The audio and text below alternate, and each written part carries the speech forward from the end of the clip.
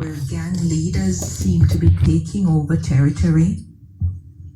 And if they can't catch Kwaku, they take the entire family of Kwaku, whether it's grandmother, children, whatever relatives, they don't care.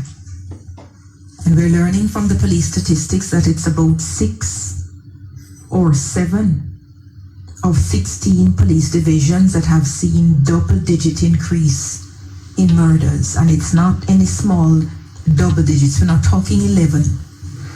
We're talking massive increases in numbers and getting worse. I think we really need a crime summit, because what we've been doing is having a cycle of either some state of emergency where we think we need the boots on the ground for a period of time, which we then have to pull, and then the crime returns to whatever level. Perhaps because of COVID-19, we didn't have some of the reports that we're accustomed to having, and perhaps because the states of emergency have been lifted in some parts, we didn't have the reports, but we are right back there. And we cannot continue to exist in a state where we're sitting down and waiting on people to literally come and kill us, to kill our children, to kill our grandmothers. We have to now say, what else do we intend to do? Where are the different and alternative ways of dealing with crime? Where are the eyes in the sky? We have to have a summit on that. I've heard a lot of skepticism about the COVID-19 vaccine. A lot of people in Jamaica on the streets casually are expressing some doubt as to whether they will take it. And I hope some means are now being devised for compulsory taking of COVID-19 vaccination. The reports have been that fake news, wrong information intending to deceive, that information spreads sometimes 10 times faster than the truth. And for some reason, we have a situation where there are conspiracy theorists all over the world, and our people are having access to those, and in their own little brains, it is somehow making sense. What we should know from this pandemic, so long as there's one person in the world who has this virus, then perhaps every person in the world is threatened. We are some way from, firstly, I think it was last Friday when I left radio, I saw that Pfizer had put in their application for approval to the Food and Drug Administration of the vaccine that they say that they have found. I understand from international media that it's about the 10th of December that the FDA is supposed to sit. I imagine that one of the reasons why it's taking so long, because I wondered aloud, why is it taking so long? One would have thought, in light of what has gone on in the world, that they would be happy to convene a team and to do whatever and to either approve it or disapprove it quick o'clock. But they say December 10, and I think it's because whatever tests are necessary to be run, it will require that time. So, whereas in the past, vaccines have taken 19 years to be developed, there has been an increase in science, and more importantly, none of us has had to live through a pandemic before.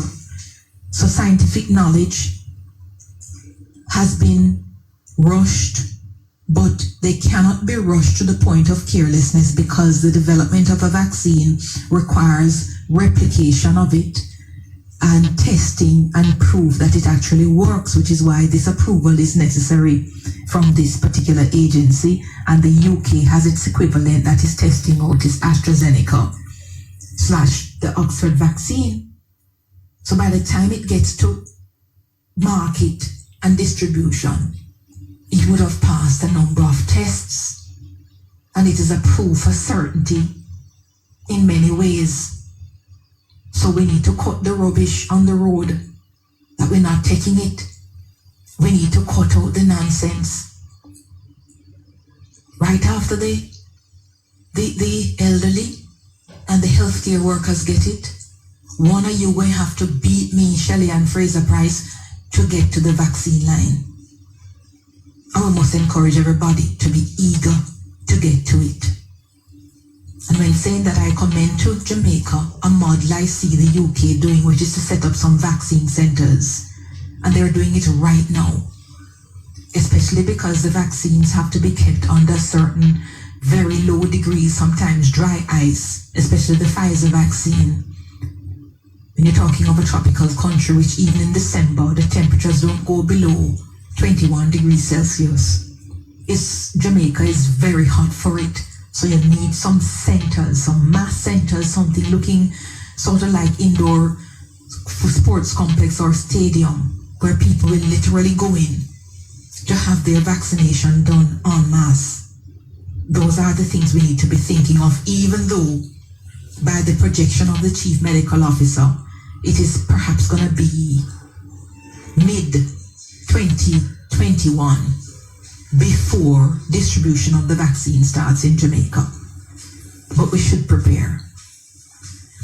Now, very interesting. I heard on the news on Tuesday afternoon, right here on Radio Jamaica News, where some lorry drivers, truck drivers, started demonstrating about them wanting work from the mining operation in Puerto Bueno. And people must understand, because they haven't had anything for a long time. And one of the ladies went as far as to say, this particular development is not going to cause any noise pollution. It's not going to cause any damage to the environment. And we want jobs. We want jobs. So it's like now the two forces are going against each other. This coming after the public defender has told us that based on her statutory mandate, she's prepared to fund a legal challenge against the government in it granting this license to this company for mining in Puerto Bueno. So it looks as if people now say, all right, since it's just the environmentalists and people who think them sensible, maybe they think them sensible more than we them talking, you go and represent and tell the people that we don't have any work and we want work and there's not going to be any problem with any mining in this area. Because everybody must be of the view that their short-term gain must far outweigh any long-term detriment that there's going to be. I saw an article by attorney Abe Dabdoob in the paper. I did pick it up to have a read of it, but somehow I may have left it. Mr. Abe Dabdoob gave his version as to why the appeal was successful and that the mining is legal in the area, I believe was the title of the article in the Gleaner. When I find it, I will let you know. The last thing I will tell you this morning, I was watching the Chancellor of the Exchequer, Rishi Sunak, in the UK, delivering to the House of Commons the spending cuts for the UK in light of COVID. If we thought our GDP decline is great, we should know that we have company. And one of the reasons why I watch these matters is because of our long-standing relationship with the UK, with the United States. So any drop in their growth numbers, any spending cut that they have to do domestically may result in them cutting international aid, which is exactly what the Chancellor of the Exchequer has now announced in the House of Commons. There are a number of projects in Jamaica that are undertaken by aid from the UK, funded perhaps exclusively by that aid, funded too by aid from the UK. And the reports of a drop in that aid is going to be highly detrimental to us. But let's just hear briefly the impact that the Chancellor says COVID-19 has had on the UK economy. Mr. Speaker, let me turn to the OBR's economic forecasts. And can I thank the new chair, Richard Hughes, and his whole team for their work. The OBR forecasts the economy will contract this year by 11.3%, the largest fall in output for more than 300 years. As the restrictions are eased, they expect the economy to start recovering, growing by 5.5% next year, 6.6% in 2022, then 2.3%, 1.7% and 1.8% in the following years. Even with growth returning, our economic output is not expected to return to pre-crisis levels until the fourth quarter of 2022. And the economic damage is likely to be lasting. Long-term scarring means in 2025, the economy will be around 3% smaller than expected in the March budget.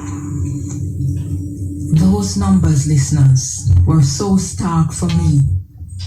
You hear the contraction, which is similar to the contraction that the Planning Institute of Jamaica put out only last week for the Jamaican economy. About 11%. The Chancellor says 11.3%. And that is their largest fall in output for over 300 years. All of this is going to impact us. It is going to impact us because, as I said, for every single time they have to have spending cuts in their domestic matters, what the Chancellor went on to say is that they cannot justify having this spend for international matters remain the same. So they have actually slashed that aid. So we need to be speaking over the next couple of weeks with the various departments, ministries and agencies on what impact the cutting of aid by the UK is going to have on crime, because a lot of their funding comes through crime through DFID. It may have on health. It may have on justice and whichever other arena. But we'll follow up and see. Those are my thoughts for the moment.